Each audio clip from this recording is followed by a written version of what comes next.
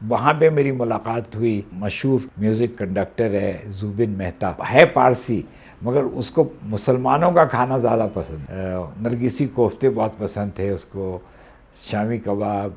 जब 2005 में हमारा ज़लज़ला आया है तो ज़ुबिन ने सुबह ही सुबह 7 बजे उसका फ़ोन आया कि आपके यहाँ बहुत बड़ा ज़लज़ला आया है, तो उसके लिए मैं आपको चेक भेज रहा हूँ। और वो चेक उसने $50,000 का।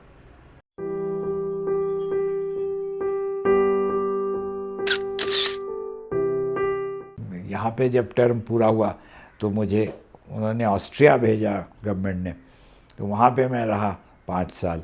वो भी बड़ा अच्छा मुल्क है और वो एक ऐसी जगह है जहाँ से आप ईस्ट यूरोप, अब ये जो आजकल यूक्रेन की क्राइसिस है, तो हम लोग उसी इलाके में थे जहाँ पे अब यूक्रेन भी आगे चल के वो मुल्क भी करीब था ऑस्ट्रिया के। तो वहाँ पे जो उनकी जो सकाफ़त है, उनके यहाँ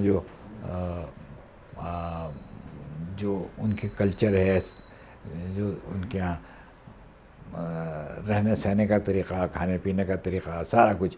और ऑस्ट्रिया में बहुत बड़ी जर्मन एक एम्परर की वो सीट वहीं पे थी, तो वो ऑस्ट्रो हंगेरियन एम्पायर कहलाती थी। तो वो अभी भी उसके आसार बहुत हैं, उनके महलात हैं। तो वहाँ पे मेरी मुलाकात हुई एक मशहूर म्यूज़िक कंडक्टर है ज़ुबिन मेहता, जो कि है तो हिंदुस्तान का, लेकिन अब तो बाहर अमेरिकन उसकी सिटीज़नशिप है। तो वो भी बहुत अच्छा दोस्त साबित हुआ, क्योंकि उसको वो है पारसी मगर उसको मुसलमानों का खाना ज़्यादा पसंद है। मसलन कि जो हमारे खाने, तो हमारे घर में वो कहता था कि सफ़ीर साहब आप मेरा डिनर करें और मुझे अपनी डिशेस दें। तो जैसे जो भी एक बिरयानी है, क़ोरमा है, नरगिसी कोफ्ते बहुत पसंद थे उसको, शामी कबाब, इस तरह। तो वो उसने फिर बहुत हमारे लिए काम किया।